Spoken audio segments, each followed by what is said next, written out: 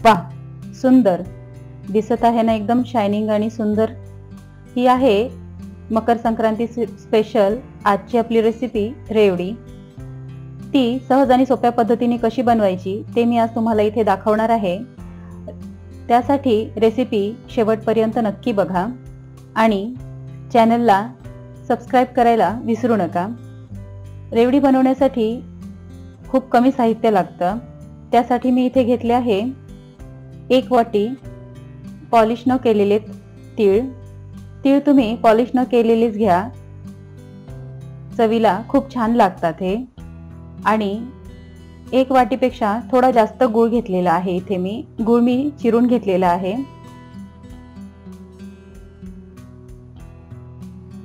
या रेवडी बनवण्यासाठी अगोदर आपण एक पूर्व तयारी करून घेऊया।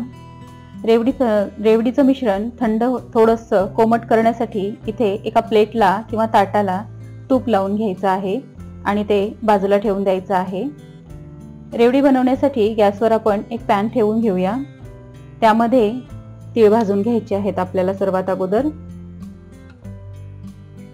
तीळ चांगले मंद आचेवर एकदम खरपूस असे भाजून घ्यायचे आहेत।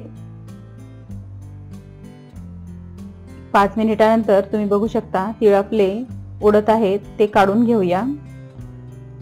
तीळ काढून घेतल्यानंतर आपल्याला यामध्ये गूळ घालून घ्यायचा आहे।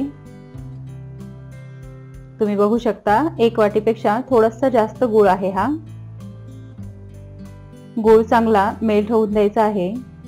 यामध्ये आपण थोडंसं पाणी घालून घेऊया। जवळजवळ पाव वाटी पाणी आपल्याला यामध्ये घालायचं आहे। यापेक्षा जास्त पाणी घालायचं नाही, नाहीतर हे मिश्रण आपलं पातळ होऊ शकतं। तुम्ही बघू शकता 5 मिनिटानंतर यावर फेस यायला लागलेला आहे।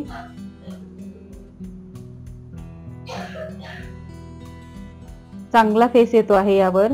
आता थोडंसं चेक करून घेऊया आपण पाक। 5 मिनिट याला मी ढवळलेला आहे। तुम्ही बघू शकता याचा पाक बनत नाही, पाक आपला बनलेला नाहीये।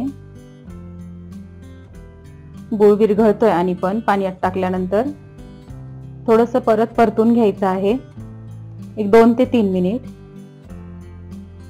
लक्षात ठेवा 2 ते 3 मिनिटच। त्यानंतर परत चेक करून बघायचं आहे।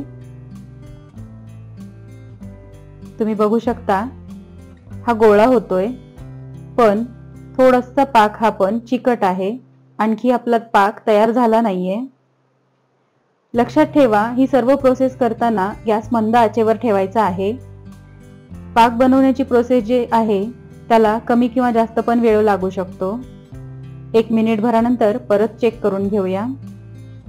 हे सर्व तुमच्या गॅसच्या फ्लेमवर अवलंबून आहे। आता आपला पाक बनवून तयार आहे। तुम्ही बघू शकता याची चांगली गोळी बनते आहे आणि जेव्हा मी वाटीमध्ये टाकते आहे तेव्हा काच खाली पडल्यासारखा आवाज येतो आहे, म्हणजे आपला पाक पूर्णपणे तयार आहे। आणि यावेळी आपण यामध्ये 1 चिमूटभर खाण्याचा सोडा यामध्ये घालून घ्यायचा आहे। लक्षात ठेवा खाण्याचा सोडा जास्त वापरायचा नाही, 1 चिमूटभरच खाण्याचा सोडा यामध्ये आपल्याला घालून घ्यायचा आहे। आणि तुम्ही बघू शकता या मिश्रणाला किती छान फेस आलेला आहे। आणि आता गॅस बंद। फेस आल्यानंतर आपल्याला यामध्ये तीळ घालून घ्यायचे आहेत। लक्षात ठेवा तीळ घालण्या अगोदर आपल्याला गॅस बंद करून घ्यायचा आहे आणि मगच यामध्ये तीळ घालून मिक्स करून घ्यायचं आहे। तुम्ही बघू शकता हे मिश्रण व्यवस्थित आपलं मिक्स होत आहे आणि याचा हळूहळू गोळा तयार होत आहे। आपण आता हे मिश्रण खाली उतरून घेऊया गॅसवरून आणि ज्या प्लेटला आपण तूप लावलं होतं त्या प्लेटमध्ये हे सर्व मिश्रण काढून घ्यायचं आहे।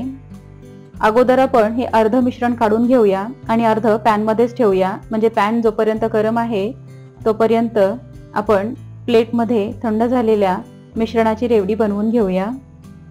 या पद्धतीने मिश्रण थोडंसं कोमट करायचं आहे, जास्त वेळ नाही, एक अर्धा मिनिट। आणि इथे एका प्लेटमध्ये पाणी घ्यायचं आहे आणि एका प्लेटमध्ये थोडेसे तीळ घ्यायचे आहेत। हाताला पाणी लावून या हे मिश्रण मगच हातात उचलायचं आहे, म्हणजे हाताला चटका बसणार नाही। या पद्धतीने याची आपल्याला एक छोटीशी गोळी तयार करून घ्यायची आहे।